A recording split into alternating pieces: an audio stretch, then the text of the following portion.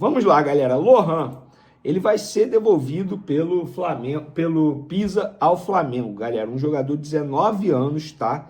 Meia, ele foi emprestado ao Pisa da Itália, um jogador que não performou lá no clube italiano e desde quando ele chegou lá no meio do ano passado, no meio desse ano, na verdade, ele tem apenas 9 jogos, no meio do ano passado, desculpa, ele tem apenas 9 jogos e um gol marcado. E, gente, ele não entra em campo, só para vocês terem noção, desde o dia 23 de janeiro, que foi contra a Internazionale. Na ocasião, o Pisa perdeu de 6-2, ele ficou 20 minutos em campo. Antes disso, ele ficou 13 minutos em campo no dia 6 de janeiro. E antes disso, ele só havia atuado no ano passado. Gente, assim, não dá. O Lohan, de fato, ele perdeu espaço no Pisa da Itália. E se ele não consegue ser titular nem no Pisa da Itália, é porque a situação realmente não agradou. O jogador brasileiro não caiu nas graças da equipe italiana. E a informação que os empresários têm, que o próprio Flamengo tem, é que ele será devolvido em junho desse ano, quando acaba o contrato dele de empréstimo ao Pisa. O Pisa tinha a obrigação de compra se ele cumprisse metas, ele não vai cumprir, já está certo. E o Pisa já avisou nos bastidores que não pretende exercer a opção. Era obrigação se ele batesse meta, não bateu. O Pisa teria a opção, mesmo ele não batendo. E o Pisa já avisou, ó, nós não vamos exercer a opção de compra, ele será devolvido. E aí, o que pretende fazer o Flamengo em relação ao Lohan? Eu vou contar para vocês. A ideia do Flamengo não é aproveitá-lo, a ideia do Flamengo não é emprestá-lo, a ideia do Flamengo é uma negociação em definitivo, ou seja, uma venda. Até hoje, nenhum clube fez uma proposta oficial ao Flamengo para comprar esse jogador. Claro, é muito cedo, estamos em abril ainda, ele vai ficar lá até junho, em junho ele é devolvido, e aí o Flamengo, os empresários, vão sentar para poder resolver essa situação. Mas o Flamengo não pretende utilizá-lo, tá? Não é um jogador que está nos planos do Flamengo, do técnico Leonardo Jardim, até mesmo da diretoria. Deixa eu falar aqui agora sobre os jogadores que estão lesionados. Isso porque o técnico Leonardo Jardim, essa semana, deve continuar tendo o retorno, né, dos jogadores que estavam lesionados. O que acontece é o seguinte: na semana passada, o Everton Cebolinha e o Saul fizeram parte da atividade já com os demais jogadores. A tendência é que essa semana isso se intensifique e, quem sabe, ou no jogo do Independente Medellín na quinta-feira, ou no jogo contra o Bahia no domingo, já tenha o retorno desses dois jogadores. Quem também é esperado no jogo do Bahia é o Jorginho. O jogador ainda está fazendo um trabalho na academia. A tendência é que essa semana ele vá a campo e já pode ser também uma opção para esse jogo aí contra o Bahia. E o Eric Pulgar, Flazueiro, provavelmente mais para frente um pouquinho. O Pulgar tem uma lesão no ombro, e lesão no ombro é sempre chata, é sempre complicada, por conta de ser articulação, para se resolver. Tomara que dê certo, tomara que todo mundo volte, tomara que o Jardim tenha o máximo de jogador possível à sua disposição. Saindo do Jardim, deixa eu falar sobre a CBF. Uma informação do Rafael Zarco, saiu ontem no Globo Esporte, é que a CBF quer colocar um fim na cultura do roubo no futebol brasileiro. O STJD está prometendo punições mais pesadas e mais severas para quem fizer acusações contra a arbitragem.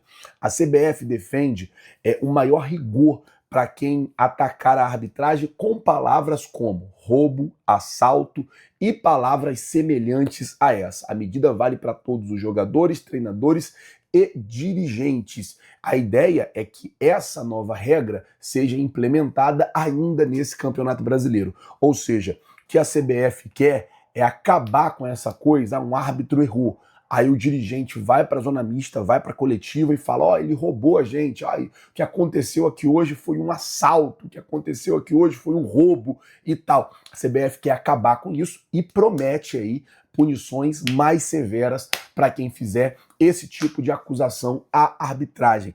Vamos mudar o assunto, falar agora de uma contratação surpresa que o Flamengo está muito perto de fechar. E assim, pegou realmente todo mundo de surpresa, porque o Flamengo já havia feito uma primeira proposta para esse jogador.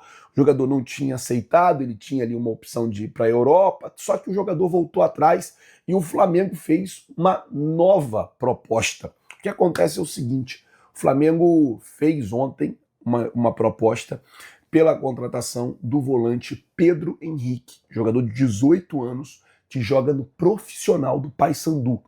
E aí é basicamente o seguinte, o Flamengo vai pagar 3 milhões de reais pelo jogador por 85%, num contrato de 3 anos. Essa é a segunda oferta que o Flamengo faz em busca do jogador. E qual é a ideia, qual é o projeto do Flamengo para o Pedro Henrique? Pedro Henrique, você joga no profissional do Paysandu. Você vai vir para o Flamengo, vai ficar um tempo aqui no Sub-20. É basicamente o mesmo projeto que o Flamengo teve com o Mateuzinho quando tirou o Mateuzinho do Londrina. É o mesmo projeto que teve com o Wesley quando tirou o Wesley do Tubarão. O Wesley jogava no time profissional do Tubarão, o Mateuzinho jogava no time profissional do Londrina, veio para o Flamengo, ficou um tempo ainda no Sub-20 e depois subiu para o profissional. Essa é a ideia do Flamengo com o Pedro Henrique. Essa é a segunda oferta do Flamengo, que quer trazer o jogador e colocar o jogador no Sub-20. Será a maior venda da história do Paysandu, 3 milhões de reais. E o Flamengo vai pagar. Vale lembrar que o jogador, ele já aceitou vir para o Flamengo, ele já entendeu o projeto e o tamanho do projeto do Flamengo, e a negociação ela pode ser fechada a qualquer momento. O Flamengo quer, o Paysandu quer, o jogador também já começa a querer, a tendência é que o negócio se feche a qualquer momento e o Flamengo vai fazer aí essa contratação que pegou todo mundo de surpresa. Ninguém mais esperava uma contratação nessa altura do campeonato. Lembrando que o Flamengo ainda pode contratar nesses moldes, assim, jogador que vai vir para a categoria de base. Ele fica na base aí 3, 4 meses, depois ele pode subir para o profissional. Para o profissional não pode, porque não tem como escrever no Campeonato Brasileiro. Mas ele pode vir para atuar na categoria de base e é o que o Flamengo está fazendo. Boa sorte aí, tomara que dê certo essa negociação. Qual foi a repercussão nos bastidores do Flamengo desse vídeo publicado pelo Palmeiras? Já expliquei, debochando do José Boto. No entendimento do Flamengo, o que haviam pensado deu certo. O Palmeiras vestiu a carapuça, entendeu o recado que tinha sido para eles, passaram o recibo porque responderam de uma maneira institucional, através do perfil oficial do Flamengo. O Flamengo, através de uma entrevista do José Boto, criticou não só indiretamente o Palmeiras, mas a outros clubes e também outras pessoas, jornalistas, torcedores, mas aí o Palmeiras acabou vestindo a carapuça, passou esse recibo aí na visão do Flamengo, publicando um vídeo institucional debochando de um profissional de um outro clube. Então o Flamengo não vai fazer nada de maneira oficial, não vai responder, não vai emitir nenhum comunicado, pelo menos até a gravação desse vídeo. Essa era a decisão tomada internamente lá no Flamengo.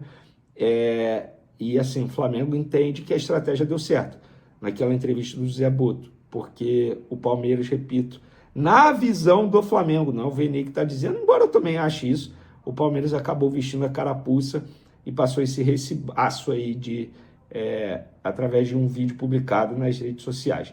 Lembrando que o próximo jogo do Flamengo é só quinta, e eu acabei de receber a parcial aqui do jogo de quinta, até às 7 horas e 32 minutos do dia 13 de abril, mais de 41 mil ingressos emitidos para o jogo de quinta pela Libertadores. E a fonte ainda falou assim, bota aí, Vene, mais um jogo de casa cheia do Mengão. Tá aí, tamo junto, galera. Até o próximo vídeo, um abraço, fui!